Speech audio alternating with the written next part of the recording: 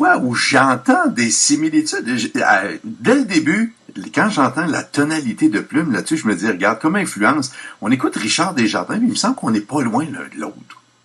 Oui, ben peut-être dans le type de voix, effectivement. Ouais. Oui, puis le style musical de cette pièce-là, mais il faut dire que Plume la Traverse a tellement... On parle beaucoup des textes de Plume la Traverse, mais on parle moins de ses musiques parce qu'il compose aussi. Ouais. Et il va tellement dans différentes directions musicalement aussi. Je pense qu'il disait un jour qu'il avait entre autres été influencé par Charles Trenet, donc par la chanson française. Mais Plume, c'est rock, c'est ballade, vraiment de variété musicale aussi. Ça fait quand même, déjà plus de 30 ans là, que Plume la Traverse fréquente de mauvais compagnons qui l'accompagnent autant sur disque que sur scène.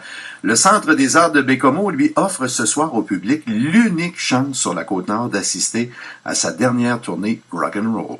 Oui, une tournée qui s'intitule All Dressed, du titre d'un des albums de Plume. Une tournée qui a été entreprise l'an dernier pour souligner 30 ans de complicité avec les Mauvais Compagnons, mais aussi le 40e anniversaire de l'album Trinitaire, qui est devenu la Sainte Trinité. Alors, des titres de ces deux albums font partie du répertoire du spectacle. Il paraît qu'il y a tout près de 35 chansons, soit en partie ou complète, parce qu'il y a un medley de 25 minutes environ. Et saviez-vous qu'avant de devenir auteur-compositeur, Plume la Traverse a été peintre? Non, ça je ne savais pas. Ben, il a étudié aux Beaux-Arts et c'est comme peintre qu'il a d'abord travaillé. Alors, je lui ai parlé hier et puis je lui ai demandé de me raconter pourquoi il avait troqué le pinceau pour la plume. Parce que je crevais de faim à ce moment-là et puis j'ai jamais vraiment cessé de dessiner. Je me suis mis à dessiner des chansons avec des mots et puis je suis toujours resté dans le même domaine, en fin de compte, parce que j'en fais encore de la peinture, des trucs comme ça. Comme j'ai écrit des romans aussi, mais pour moi, c'est tout le temps global. Puis il y a beaucoup de gens que je rencontre qui sont dans le métier et qui souvent exercent ces trois embranchements-là, qui dessinent aussi. Parce que tout ça se complète. Quand tu fais des chansons, tu essaies de mettre en image des situations en observant des mots, mais c'est assez près du dessin, finalement. Moi, j'ai été portraitiste longtemps, donc j'ai le coup de crayon assez voisin du coup de plume. Et Plume la Traverse, c'est vraiment de ces artistes qui ne mâchent pas leurs mots. Ils ne sont pas légion, comme on le sait. Donc, ces textes sont percussifs, tranchants, mais très souvent humains et sensibles aussi. Et puis, je lui ai demandé s'il trouvait les gens ici frileux lorsque vient le temps de dénoncer ce qu'on n'approuve pas. On est de l'époque d'où on vient. Hein. Moi, je viens de l'époque où j'avais toutes les raisons d'avoir des coups de gueule dans la vie, parce que, bon, on avait tellement été brimés, les collèges classiques, la religion catholique, alors ça vient de là. C'est une école assez dure. C'est une école où le métier n'est pas inventé comme il est aujourd'hui, avec toutes les facilités que les plus jeunes ont. Il a fallu développer, puis aller se battre sur le terrain, tout ça. Donc, j'ai développé mon personnage là, comme un bon porc-épic en me disant ça casse ou ça passe, ça passe ou ça casse. Donc, ça finit par passer.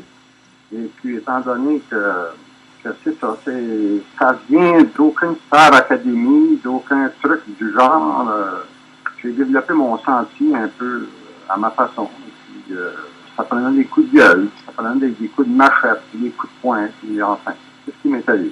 Ouais, effectivement, il a débroussaillé son fameux sentier. Alors, on parle de ce passage chez nous. C'est un passage quand même unique parce que c'est la seule chance de voir Plume la Traverse sur la Côte-Nord ce soir au Centre des Arts de Baie-Comeau. C'est un passage qui pourra même être goûté. Oui, parce qu'on veut faire un clin d'œil du côté du Centre des Arts au titre All Dressed de cette tournée-là et de l'album. Alors, il y a des bouchées de pizza qui seront servies dans le foyer du Centre des Arts à l'entracte.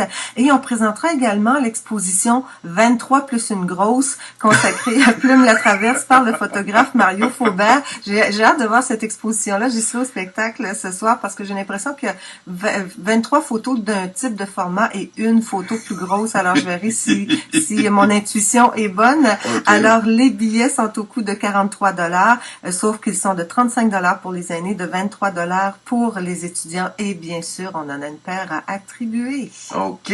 Alors, une paire à attribuer pour ce spectacle de Plume la Traverse.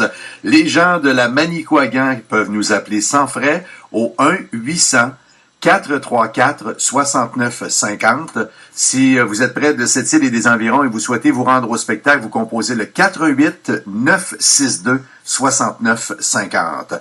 Madeleine, on va reparler de ce spectacle demain matin. Certainement, parce que, comme je vous le disais, j'y serai ce soir. Et de l'exposition, parce que je veux avoir plus de détails concernant... 23 plus une grosse. J'adore le titre. Je trouve ça effectivement génial.